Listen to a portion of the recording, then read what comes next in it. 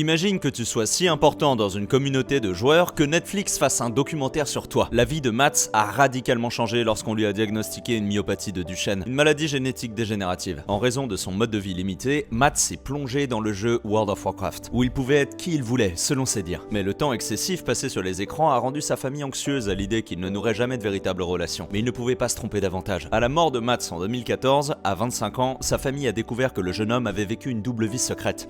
D'innombrables messages de personnes touchées racontaient comment il avait transformé des vies. Connu sous le nom d'Iblin, Mats était un garçon attentif et donnait de grands conseils de vie. Et malgré sa popularité dans le jeu, et même plusieurs petites amies, personne n'imaginait les choses difficiles qu'il a dû traverser. Netflix a réussi à recueillir les témoignages de ses amis, de ses proches, à reconstituer les dialogues de son roleplay en jeu et à réaliser un documentaire émouvant intitulé La vie extraordinaire d'Iblin. Depuis cet événement, chaque année, des milliers de joueurs se réunissent pour refaire le chemin que Mats faisait autrefois, pour ensuite se réunir auprès de l'hommage qui lui est fait en jeu au pied d'un arbre.